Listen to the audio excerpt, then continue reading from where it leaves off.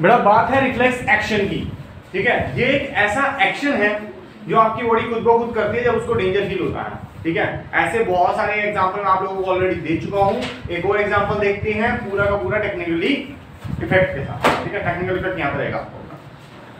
ये है रिसेप्टर, ये हाथ जो है रिसेप्टर का काम कर रहा है, ठीक है। ये टच कर रहा है या हीट को रिसीव कर रहा है, that is why we called it receptor. ये रिसीव कर रहा है इंफॉर्मेशन को। हीट रिसीव की है इसने, रिसीव किसने करी होगी, इसके यहाँ पे प्रेजेंट सेंसरी न्यूरॉन ने। सेंसरी न्यूरॉन ने बेटा सेंस करके कहाँ लेके गए इंफॉर्मेशन को, स्पाइनल कॉर्ड के पास ऊपर।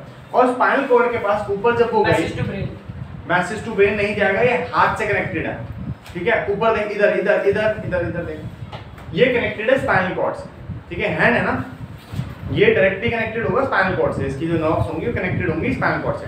हाँ, स्पाइनल कॉर्ड की फिर उसके बाद होंगी ऊपर कनेक्टेड, उसकी बात नहीं कर रहा मैं अभी। स्पाइनल कॉर्ड तक समझ आई बात। अब स्पाइनल कॉर्ड ने सोचने समझने का काम भी तो बताओ उसको। वो सोचे तो सही, गर्म लगा है, ठंडा लगा है, धूप लगी है, गर्मी लगी है, कुछ तो पता लगे उसको। उसने सोचा समझा थ्रू रिले न्यूरॉन। उसने आंसर पैक करके दिया मोटर न्यूरॉन को कि हाथ अपना ऊपर उठा ले, जल जाएगा, गर्म होगा। आई बात समझ। ये पूरे का पूरा एक्शन को हम लोग बोलते हैं रिफ्लेक्स एक्शन। ये रिफ्लेक्स एक्शन जितनी देर में मैंने समझाया उतनी देर में 500-600 बार हो जाएगा, ठीक है ना। This is so fast. अब होता कैसे, उसका एक फ्लो चार्ट है, एक डायग्राम है रिफ्लेक्स एक्शन का। ये फ्लो चार्ट है रिफ्लेक्स एक्शन का। आपसे कोई पूछा जाए था draw the diagram of reflex action, तो आप ये लिखोगे। अगर बोले draw the flow chart of reflex action, तो आप ये लिखोगे। ये दोनों ही बहुत इंपॉर्टेंट है। अगर डायग्राम पूछो और आपने ये बना दिया, गए। फ्लो चार्ट पूछा आपने ये बना दिया, तब भी नंबर गए। चलो, फ्लो चार्ट क्या है? रिसेप्टर से किसके पास इंफॉर्मेशन गई, न्यूरॉन।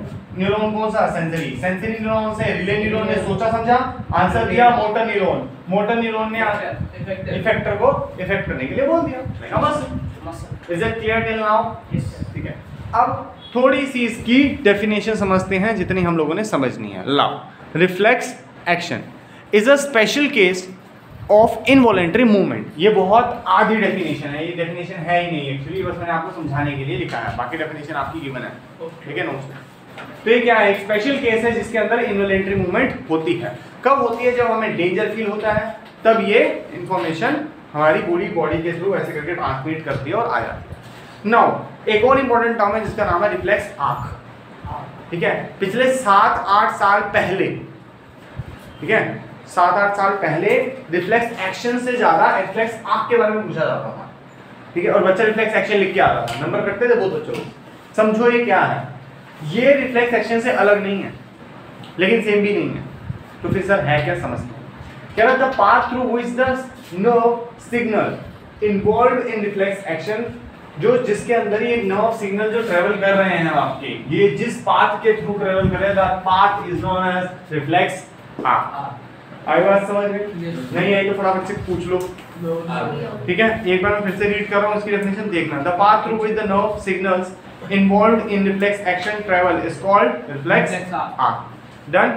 कुछ पूछना है, समझना है तो पूछो, फटाफट बोलो।